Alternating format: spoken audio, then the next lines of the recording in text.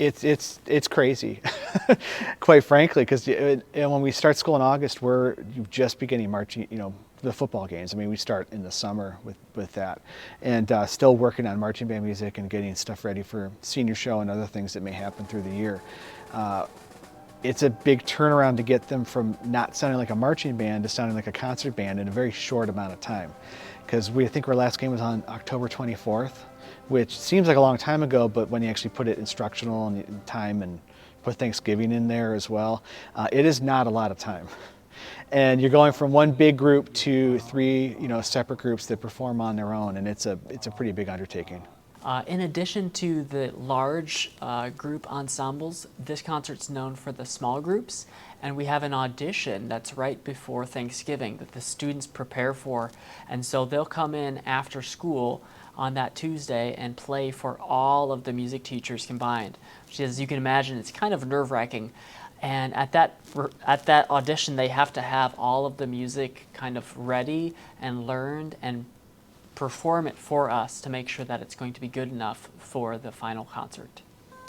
So in order to combine the band, orchestra, and choir, we have to do a lot of work to collaborate. Since the symphonic band has the same period as the orchestra, we're able to combine all of the students in the orchestra room a couple times during the day to work together, but the choirs never have the same periods as the orchestras and bands. So what we do is we get all of the students together in this very long rehearsal. It's about an hour and a half, and combine the singers, the string players, the winds, brass, and percussion to all work together to get this piece up to the level that it needs to be. And that requires a lot of dedication on the students' part. They have to clear their schedule for that day. And when they arrive in rehearsal, they have to be really ready to focus and tighten up their sound. Yeah, so like the rehearsal you saw yesterday, that is they've spent a lot of time working separately and now we have to try and put it together. We talk to them a lot about what it means to sing with a full orchestra versus a piano. It's a different kind of thing. Even Adam and I last night were talking about dynamics and things that he had been giving the ensemble, and I was like, for the choirs though, I think we're living in a loud, loud plus, loud minus. Like we're not really singing true softs when we're singing with them, and we practice that and talk about that a lot in the room. I almost wish that, to an extent, I like that it's for the kids, but I almost wish they could see how fun, silly, goofy they get by the end of that rehearsal on Thursday. Because we end with a quick walkthrough of the recruitment concert for Friday. And if they could see how silly they are in that, it's one of my favorite things. I love it. I love seeing them get to be kids. And I like that they enjoy that rehearsal, because it's They love it. to 8:30. It's a crazy rehearsal. And sometimes, I obviously want to be here. This is what I want to do. So I think it's fun. And if they don't think it's fun, that's okay. But they're like, no, it's one of my favorite things. And at the end of the year, seniors will say that rehearsal is one of their favorite things, because they really have to. There's 5 of us and 200 kids, so they have to take care of each other, take care of themselves, and that, I think, at this point of the semester is when they feel that growth and confidence in themselves. Yeah, which is great. Mentally, as one of the students reminded us today, just being positive about everything and just locking in, as we call it, and just being positive and understanding that we're going to be around each other a lot, and that's a good thing because we are very thankful to be able to have this opportunity. And musically, it does take a lot of preparation from the directors picking out music and us practicing and learning it, and then with the different solo and ensemble type things, the smaller things to fill in the holes, and it's a lot of preparation for both us for us students and the directors to be able to prepare for such a really big concert. So, yeah. I think people look at it and go, wow, that must have been a lot of work. And it really, really, really is. And it's amazing, and we love doing it. But it truly is a ton of work. Every year, my husband, Adam, is the one who puts together the schedule, and that is over Thanksgiving break that he is putting in hours and hours of work. He has written code on a computer program to help him make this schedule every year. It is an absurd amount of work. But also, he's intimately aware. There's 200 kids. How many ensembles those kids are in? And between when the two of us, going? we have all of them. And him creating this schedule with an awareness of, okay, this isn't going to work because of these kids or that. It is a true like flow state genius moment when he puts that schedule together and we go, thank you. Yeah, our practice time has been very limited. In addition, the orchestra concert this fall was a much later date, so it kind of pushed all of our practice time back. We do try to fit it into with what we're doing curriculum-wise. We do try to program something that might, that is crowd-pleasing as well. Like the jazz band is playing "You're a Mean One, Mr. Grinch," something that a lot of people know. Just to get the band sounding right at this time of year is challenging enough. A handful of years ago, we started to shift our concert schedule, and we are the only ones. Marching band doesn't really give them the luxury, orchestra with getting their instruments. We're in a different position. We put our fall concert pretty early so that it gives us more time to prepare for this concert. That's a huge step, and exactly what Aaron said too, this year making sure we start with a unison piece to really build our sound before we work on more difficult things. I think that really helps set us up for success for this year specifically. Yeah, we also, this time of year, with there being so many busy things, what Kaylee was talking about earlier about making sure they're super comfortable in the room, we spend a lot of time also talking to them about how to be good people to each other when we're stressed and tired and busy. So there's the music making stress of it all, where they have to learn how to learn a lot of music really quickly, but we try to spend some time on the learning how to interact with others in a high stress environment as well.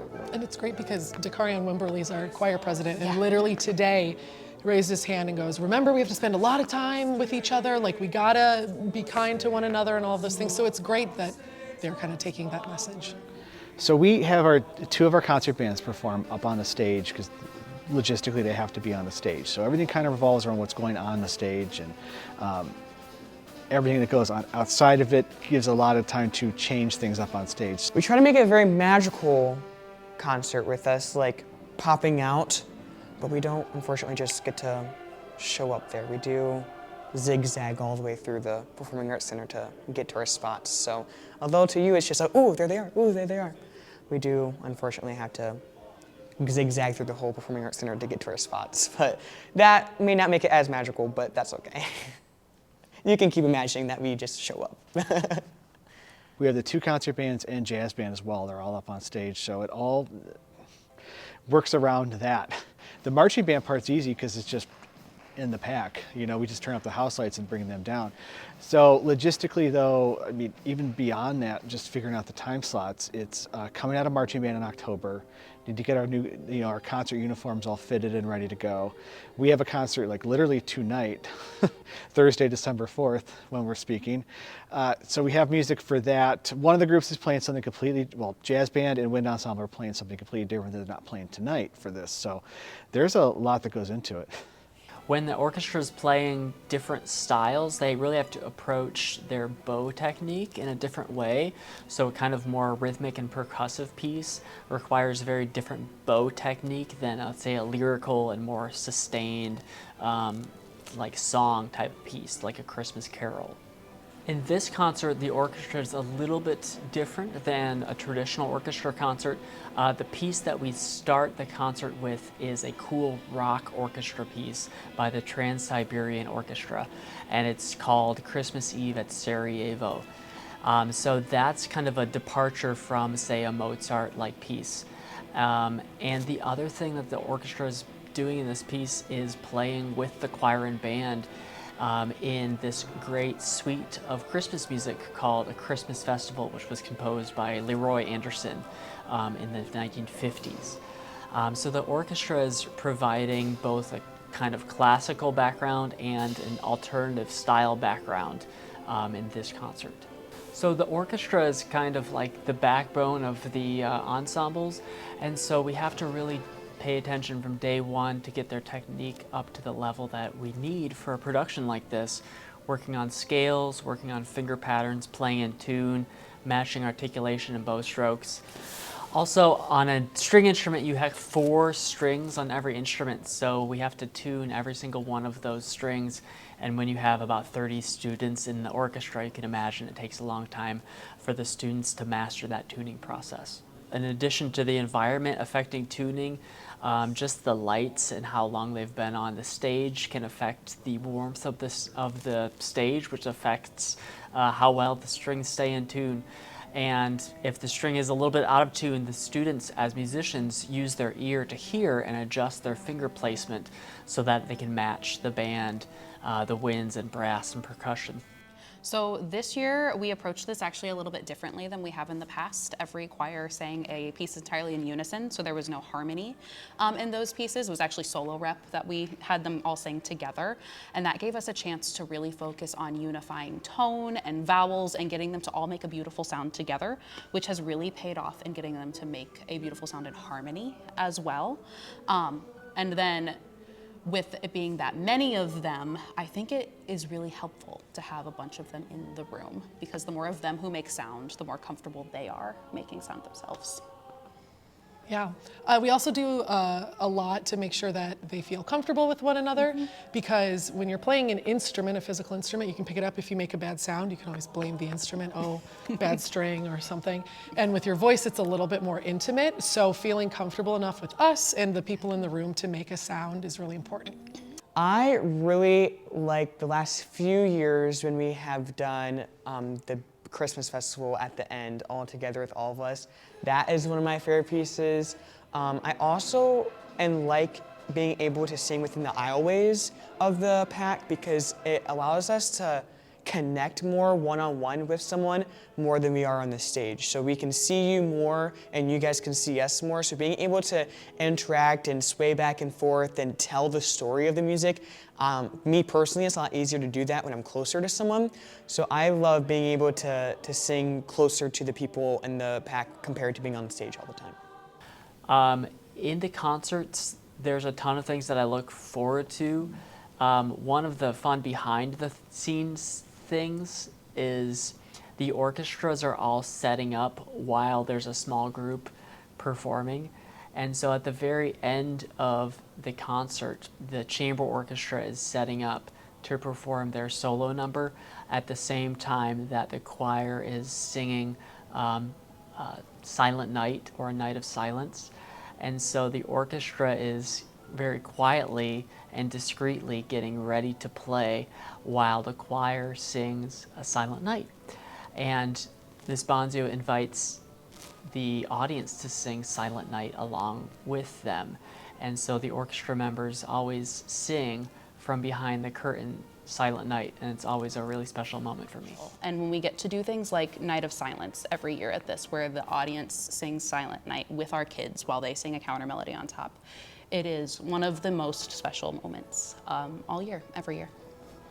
I learned the word for it, collective effervescence, Yes. is like when everyone in the room is at concerts or in religious services, when everyone just starts feeling the same thing and you get overwhelmed, like that is what that is called. And I feel that every time with Night of Yeah. Silence and a lot of these moments, which is great. Yeah.